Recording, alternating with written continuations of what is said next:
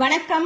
இன்னைக்கு my home my கிச்சன்ல செட்டிநாடு முட்டை குழம்பு எப்படி செய்யுதுன்னு பார்க்கலாம். முட்டை குழம்பு செய்யறதுக்கு அடுப்புல ஒரு பாத்திரம் வச்சுட்டு 1 டீஸ்பூன் நல்லெண்ணெய் சேர்த்துக்கோங்க. எண்ணெய் சூடானோடனே 4 சின்ன வெங்காயம், 1/2 டீஸ்பூன் கசகசா, 1 டீஸ்பூன் பொட்டுக்கடலை, 1 டீஸ்பூன் சோம்பு சேர்த்துக்கோங்க. இது கூடவே 6 பல் பூண்டு, ஒரு சின்ன துண்டு இஞ்சியை 1-2 நறுக்கி சேர்த்துக்கோங்க.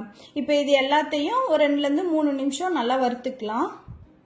வறுத்ததுக்கு அப்புறம் 1/2 கப் துருவன தேங்காய் சேர்த்து மறுபடியும் ஒரு 4 நிமிஷம் எல்லாத்தையும் வறுத்துக்கோங்க.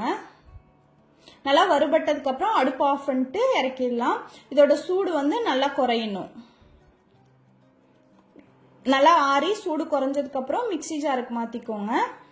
இது கூடவே 1/4 டீஸ்பூன் கரம் மசாலா, 1/2 டீஸ்பூன் மஞ்சத்தூள், 2 டீஸ்பூன் கொத்தமல்லி தூள், 3 டீஸ்பூன் மிளகாத்தூள் சேர்த்துக்கோங்க.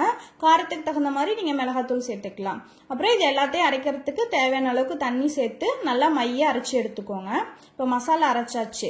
அடுப்புல வேற ஒரு பாத்திரம் வச்சுட்டு 2 டேபிள் ஸ்பூன் நல்லெண்ணெய் சேர்த்துக்கோங்க. எண்ணெய் சூடானோடனே ஒரு பட்டை, ஒரு கிராம்பு, ஒரு ஏலக்காய் சேர்த்து ஒரே ஒரு பிரியாணி இலையை சேர்த்துக்கோங்க. கொஞ்சமா கருவேப்பிலையும் சேர்த்து எல்லாத்தையும் எண்ணெயில ஒரு 2 தடவை பரட்டிக்கோங்க. இப்போ இதில் பொடி பொடியாக நறுக்கினா ஒரு பச்சை மிளகாய், பொடி பொடியாக நறுக்கினா 2 பெரிய வெங்காயம் சேர்த்துக்கோங்க. வெங்காயம் நல்லா பொன்னிறமாகிற வரைக்கும் வணக்கணும்.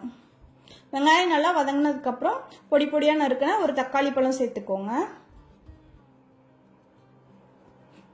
தக்காளியும் நல்லா வணங்கணும். தக்காளி நல்லா வணங்கினதுக்கப்புறம் நம்ம அரைச்ச தேங்காய் மசாலா பேஸ்ட்டை உள்ள சேர்த்துக்கலாம். இப்போ மிக்சியில் கொஞ்சமாக தண்ணி ஊற்றி அதையும் ஊற்றிக்கலாம். நான் 1.5 கப் அளவுக்கு தண்ணி சேர்த்துருக்கேன். இப்போ இது எல்லாத்தையும் நல்லா கலந்து விடலாம். ரொம்ப திக்கா இருந்துச்சுன்னா கொஞ்சம் தண்ணி சேர்த்து இந்த மாதிரி கலந்துக்கோங்க. இப்போ இதை நல்லா கொதிக்க விட்டுடலாம். அதோட பச்சை வாசனை எல்லாம் போய் இந்த மாதிரி எண்ணெய் நல்லா பிரிஞ்சு வரணும். எண்ணெய் பிரிஞ்சு வந்ததுக்கு அப்புறம் தேவையான அளவுக்கு உப்பும் குழம்புக்கு தேவையான அளவுக்கு தண்ணியும் ஊற்றி நல்லா கலந்து விட்டு மூடி வச்சிடலாம். மூடி வச்சுட்டு ஒரு 3 to 5 நிமிஷம் நல்லா ஹை ஹீட்ல கொதிக்க விடலாம். இப்போ இது நல்லா கொதிக்கட்டும். இப்போ நல்லா கொதிச்சிருச்சு. கொதிச்சதுக்கு அப்புறம் இப்போ இதுல முட்டையை உடைச்சு ஊத்திடலாம். நான் இன்னைக்கு 5 முட்டை எடுத்திருக்கேன்.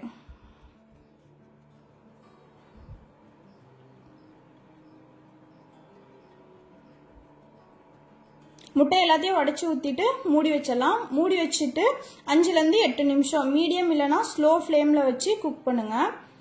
இடையில அடி பிடிக்காம இருக்கிறதுக்கு கிண்டி விடுற மாதிரி இருந்ததுன்னா ரொம்ப போட்டு கலக்காம இந்த மாதிரி லைட்டா மட்டும் கிளறி விடணும். அப்பதான் முட்டைலாம் உடையாம இருக்கும். அதுதான் இப்ப முட்டை எல்லாமே நல்லா வெந்துருச்சு.